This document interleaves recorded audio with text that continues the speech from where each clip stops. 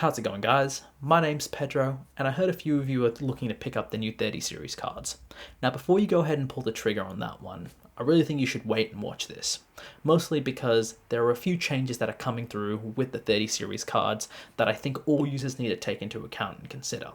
Best case scenario, you could plug it in and it'll all work fine, but worst case scenario, you could plug it in, you could lead to damaging your power supply, motherboard, CPU, or worse, your brand new 30 series card. Alright, so I think the best way to go about tackling this issue would be to break it down into a series of questions that I've either gotten from friends and family or that I've seen online in places like Facebook or Reddit, because I guess there's a lot of sort of stir and confusion coming up around these cards. So now the first main question that I've been getting from a lot of people is whether or not they should pick up the RTX 30 series cards. Now, I guess there are a lot of different people, and I guess each person will go on a case-by-case basis on whether or not they can either afford or whether or not they even need the RTX 30 series cards. But on a high level, I think this is sort of the best way to go about answering it. The first question you should really be asking yourself is, what kind of games do you end up playing?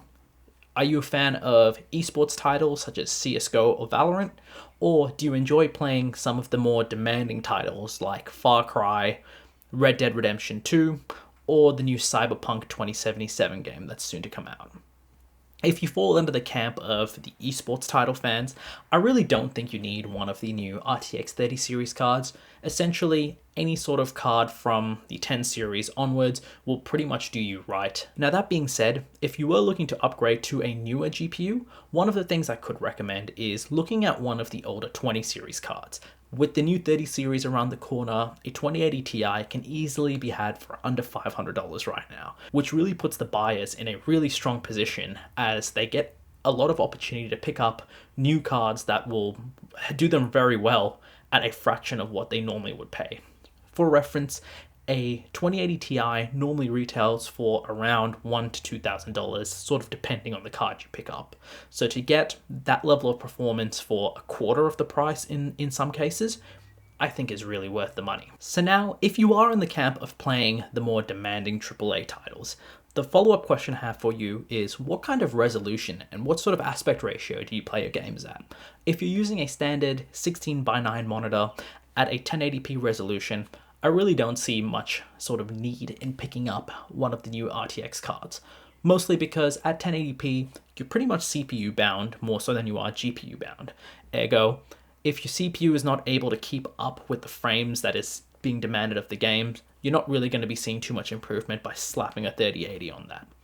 On the other hand, if you are playing at 1440p and 4K, you do start to become more GPU bound, and I can honestly say you will start to see a bit of an improvement when it comes to upgrading to the new 3080 and 3090 cards. On the same note, if you are like me and use an ultra-wide monitor for your day-to-day use, I honestly think picking up a 3080 would definitely yield some performance, mostly because an ultra-wide 1440p monitor has enough pixels to be comparable through to a 4K 16:9 aspect ratio monitor. Now, I guess all these are a lot of numbers and a lot of specific terms being thrown around, but basically if you have an ultra-wide monitor, you have more screen that needs to render more pixels. Now with that, having a 3080 or a 3090 would really help sort of speed up the process and be able to get a much higher frame rate in those sort of use cases, specifically around gaming. So the final thing you need to consider when evaluating whether or not you should pick up an RTX 30 series card is what your day-to-day workload is like, and whether or not you can see a tangible benefit by having one of these new 30 series cards.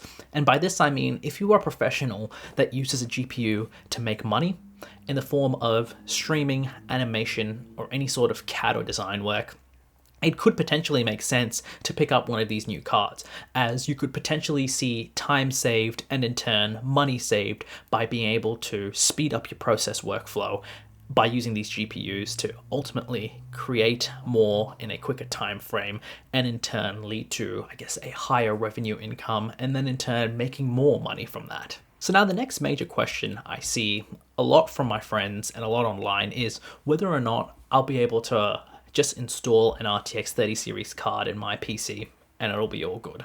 Now, in most cases, I'll say 90% of the time you'll be a-okay and you have nothing to worry about. For the other 10%, I guess it gets a little more complicated to explain. So now breaking that down a little bit, The new RTX 30 series cards draw a lot more power than their old 20 series counterparts.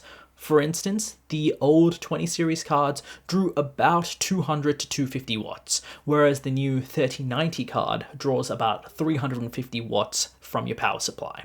Now, the recommendation from Nvidia is that you should have a 750 watt power supply to be able to run the RTX 30 series. The reason they say 750 watts is to take into account all of the other components in your PC. For example, most CPUs generally sit around the 100 watt mark, so for this instance, let's just say 150 watts would be needed for your CPU. This is to take into account for things like overclocking and having a little bit of extra headroom just in case.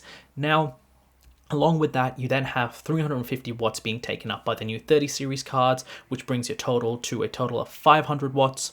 Now from that, you'll then have all of the other accessories on your PC, things like your motherboard, hard drives, SSDs, any sort of PCIe accessory cards, such as capture cards and the likes. And all of this can sort of be covered up by a blanket statement of about 100 to 150 watts. So this brings your total wattage up to about 650 watts across the board. And then from that there, you want to have about 100 watts of headroom, just so that way your power supply isn't running at max load all the time and potentially degrading the life of your power supply and potentially damaging any of the other components it's connected to. So this is pretty much where you end up at that 750 watt power supply recommendation. And this is why I say most people should be fine when it comes to picking up the new 30 series cards, mostly because a lot of high-end PCs have a 800 through to 1000 watt power supply. But I have seen some other cases on the market, things like the NZXT H1, which is a small form factor ITX PC, which only has a 600 watt power supply. Now, theoretically, you might be able to plug that in and use it for a time being, but I guess you really wouldn't want to be pushing your GPU and your power supply to that sort of extent, mostly because power supplies are rated to run at their best when they're in between that 70 to 85% utilization. So running it at 100% isn't efficient, and from that you further run the risk of damaging your power supply, or worse, damaging any of the components that are attached to it. So now on the topic of power supplies, an important thing to note is that there's a new power standard on the RTX 3080 and 3090. Gone are the old 8 pins that we're used to seeing from our power supplies connecting straight to our graphics cards, and it looks like Nvidia has implemented a new standard which uses a single 12-pin adapter. Now this might be due to the higher power draw like I mentioned before, or maybe Nvidia just wanted to be difficult and give me something to talk about on camera. Either way, I guess this is something we need to consider when picking up the new 30 series cards. Now, a simple workaround for this will be for Nvidia to include a adapter in the box, which would go from their 12-pin standard through to 2 8-pin cables, so we can pretty much use our existing power supplies with the new 30 series cards. Or a more elegant solution would be to have something like these cables you can get from any sort of power supply manufacturer or from companies like CableMod, which effectively on your power supply you can have a single or dual 8 pins, and then out on your graphics card you can have the single 12-pin cable that is needed to go into your graphics card to give it the juice it needs. Now this would definitely be a more elegant solution all in all, but I guess as a workaround in the time being, you can definitely still use those adapters that would be included in the box. So now while we're on the topic of upgrades and other computer parts that might be needed, let's just quickly rapid fire through some of the other supporting upgrades that might need to be made to support the new 30 series cards. So real quick, the 3090 is a long boy card. Effectively, it is 315 millimeters in length, or 12.3 inches for anyone that uses the empirical system, and this basically means that a lot of cases will need to really take into account whether or not you can actually fit the card in your system. For example, we recently reviewed a budget case from AliExpress, and that has a GPU clearance of 2 slots with a 300mm cooler length. Now, the RTX 3090 straight up wouldn't be able to fit in a case like that. The cooler length already exceeds the 300mm, and the number of slots it takes up is already at 3 slots, not your standard dual slot card. Now, most mid-tower and full-size ATX cases should be fine, but I think it's important to take into account placement of things like radiators or other sort of hard drive cages in your case, just to ensure that you're not going to have any sort of clearance issues, or that you're not going to have to sort of hack your case just to be able to fit the card in. Now, another thing to consider when upgrading to the RTX 30 series is the CPU you're actually using with your PC. If you're using an older i5 or i3 CPU, or even one of the lower end Ryzen CPUs, you may need to actually upgrade that CPU so you're not in fact bottlenecking the system itself, because the last thing that I want for anyone is to pick up a new shiny RTX 30 series card, plug it into their PC, and then see next to nothing in the way of improvement when it comes to frames per second. This would really be sad for everyone, because who wants to spend about $1,000 on a card and then end up seeing no real gain in performance? Now, this often can happen when your CPU is not actually geared or is able to keep up with the demand of the GPU itself. Now, to avoid this, you just simply need to make sure that you're running a fairly decent and fairly modern CPU.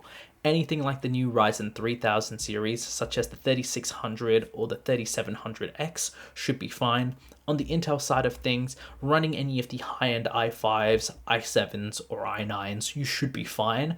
I think just to consider, if you're having an older platform, whether that would be a 4th, 5th, or 6th gen i5 or i7, it might be a good idea to consider upgrading your CPU along with the GPU. Okay, so the last question I've seen a lot of, specifically on Reddit, is people being concerned with whether or not the new RTX 30 series cards will be compatible with their existing motherboard and CPU platform.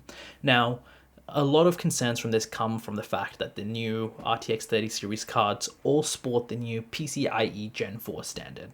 And what this basically means is that on the motherboard, there is a lot more bandwidth that's able to be given to the GPU, which in turn should lead to having more FPS on your screen and more FPS in your games in general.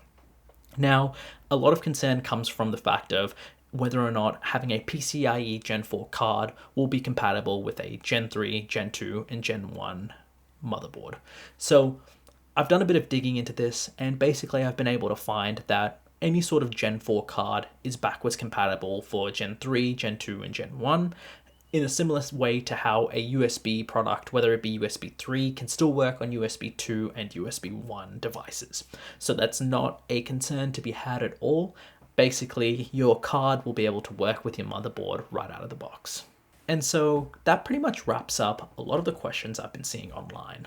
I know this has been a bit of a shorter video, but I guess this is something that I really thought I should address, as there's a lot of confusion, and last thing I want is people to be concerned about whether or not their new GPU will be compatible with their case or their platform in general. And I definitely think there are some things that people need to consider about their current sort of setup, whether or not it'll be able to facilitate these new GPUs, whether that be the case of having enough clearance on your case, having enough PCIe slots available, whether or not you'll be able to even fit it into your case with it being a 3-slot cooler, or whether or not you'll even have a power supply that'll be able to run the card, or if you'll need to upgrade that, or be able to upgrade some of the other components in your case as well to have a more optimized and well-rounded experience using a new 30 series card. Either way, guys, I hope you enjoyed it. If you enjoyed this video, please feel free to leave a like. Helps the channel out a lot. If you have any sort of questions that I didn't address here, leave them down in the comments below. More than happy to sort of help out and be able to address any sort of questions or concerns people might have. Either way, my name's been Pedro. I hope you all have a good one.